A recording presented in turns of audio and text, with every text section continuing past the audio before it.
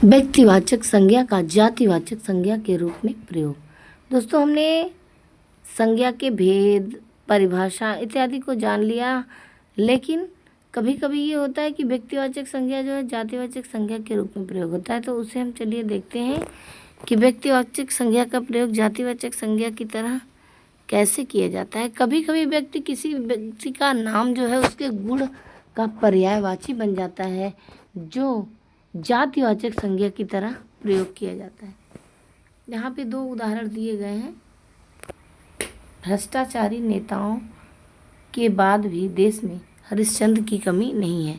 तो पहले उदाहरण में यहाँ राजा हरिश्चंद्र जो है वो सत्यवादी ईमानदार थे, इसलिए कहा गया है कि भ्रष्टाचारी नेताओं के होने पर भी हमारे देश में ईमानदार व्यक्तियों की कमी नहीं। यहाँ पर राजा हरिश्चंद्र का जो नाम है वह एक ईमानदार व्यक्ति के लिए प्रयोग किया गया है।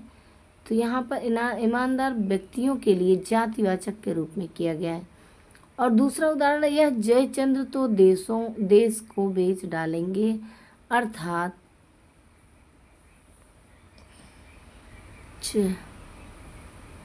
ये जयचंद्र तो देश को बेच डालेंगे, अर्थात जयचंद्र एक विश्वासघाती व्यक्ति है जो कि हमारे इतिहास में अपने विश्वासघात के लिए प्रसिद्ध हो गया है। और तो यहाँ पे जयचंद्र व्यक्ति का नाम जातिवाचक संज्ञा के रूप में प्रयोग किया गया है, वो भी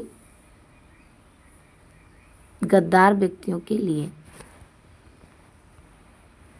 इसके बाद फिर है जातिवाचक संज्ञा का व्यक्तिवाचक संज्ञा के रूप में प्रयोग। कभी कभी क्या होता है कि कोई जो जातिवाचक संज्ञा है वह किसी व्यक्ति की विशेष के लिए प्रयोग हो जाती है, तो वहाँ पर भी जातिवाचक संज्ञा को हम व्यक्ति के लिए भी प्रयोग कर देते हैं, तब वह जातिवाचक होते हुए भी किसी व्यक्ति का पर्याय बन जाती है। तो यहाँ पर उदाहरण दिया गया है, जैसे पंडित जी ने विवाह संपन्न कराया। यहाँ पर पंडित जी जातिवाचक संज्ञा है, एक ब्राह्मण जाति को बोधित करा रही है, एक ब्राह्मण जाति का ज्ञान करा रही है। और इस उदाहरण में क्या है कि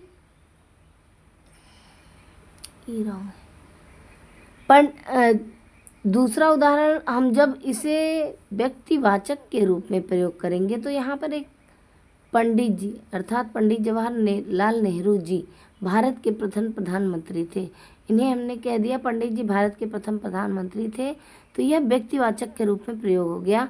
अर्थात जातिवाचक संज्ञा का भी व्यक्तिवाचक संज्ञा के रूप में प्रयोग किया जा सकता है और होता भी है व्याकरण में प्रयोग। तो ये हमारे व्यक्तिवाचक संज्ञा और जातिवाचक संज्ञा का एक दूसरे का बदला हुआ रूप है।